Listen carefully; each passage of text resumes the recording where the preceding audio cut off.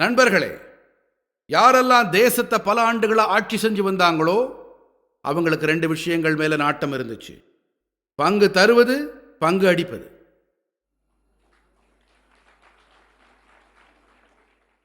பிச்சை தருவது, பங்கு அடிப்பதுங்கிற கலாச்சாரம் நம் நாட்டோட வளர்ச்சி பயணத்தை பெரிய அளவில் பாதிப்புக்கு உள்ளாக்குது.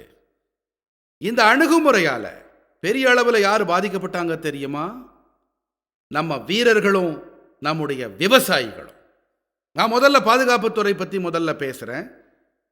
நண்பர்களே, நீங்களே யோசிச்சு பாருங்க, இத்தனை ஆண்டுகளா நம்ம நாட்டை ஆண்டவங்க காலத்துல ஏன் இத்தனை பாதுகாப்புத்துறை ஊழல்கள் நடந்திருக்கு? இது முதல்ல ஜீப்புகள்ல தொடங்கிச்சு, பிறகு இது மெல்ல மெல்ல ஆயுதங்கள் வரை பரிணாம வளர்ச்சி அடைஞ்சு, பிறகு நீர்மூழ்கிகள், ஹெலிகாப்டர்கள் ஆச்சு. இவை காரணமா பாதுகாப்புத்துறை பாதிப்புக்கு உள்ளாச்சு. பங்கு ஏதும் அடிக்க முடியலையா? அப்ப ராணுவ நவீனமயமாக்கலும் நடக்காது. பங்கு கொடுக்கிற ஒவ்வொருத்தரும் யாருக்கு நெருக்கமானவங்களா இருக்காங்க? ஒவ்வொரு இடைத்தரகரும் யாருக்கு நெருக்கமானவங்களா இருக்காங்க? நாடு மொத்தத்துக்கும் நல்லா தெரியும். அதுவும் லூட்டியன்ஸ் தில்லிக்கு இன்னும் நல்லாவே தெரியும்.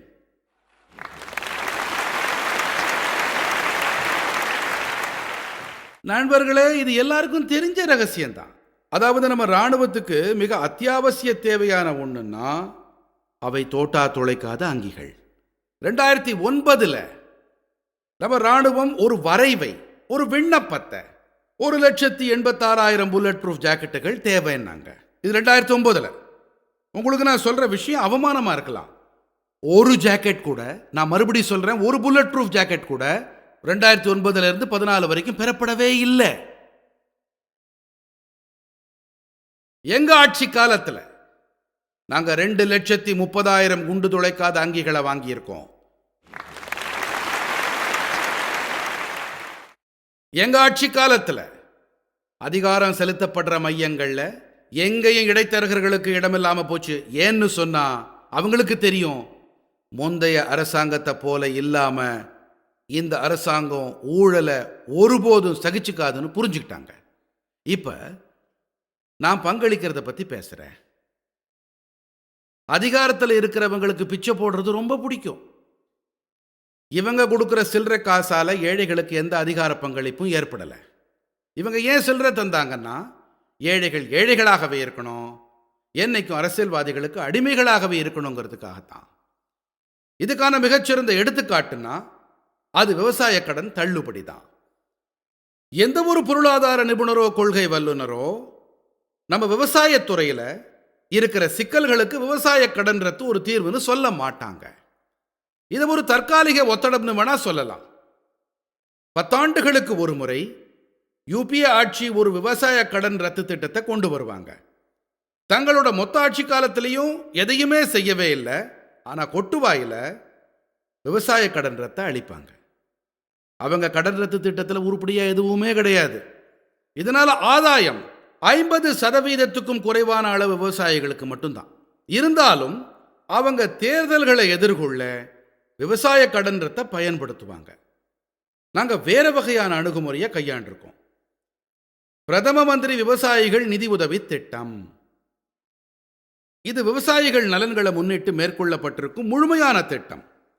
இதுல அளிப்பு கிடையாது, பங்குங்கிறதும் கிடையாது, நல்ல செயல் மட்டும்தான். 6,000 ரூபாய்கள் 3 தவணைகளாக இந்தியாவோட 12 கோடி விவசாயிகளுக்கு அளிக்கப்படும்.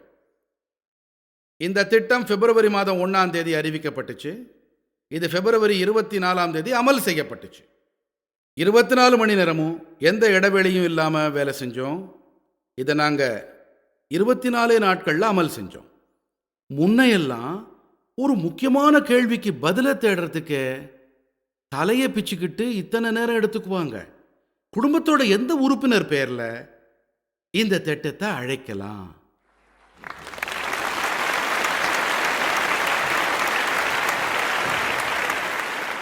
கடன் ரத்து மாதிரி எல்லாம் இல்லாம பிரதம மந்திரி விவசாயிகள் நிதி உதவி திட்டம் ஒரு நீண்ட காலத்திய மற்றும் நீடிச்சிருக்கக்கூடிய உதவி திட்டம். நம்ம மற்ற திட்டங்களும் கூட இதே மாதிரி தான் இருக்கு. அது நிலவள அட்டையாகட்டும், பிரதம மந்திரி நீர்ப்பாசன திட்டமாகட்டும், ஈனாம் ஆகட்டும், இவை எதுவும் இலவசங்கள் இல்ல.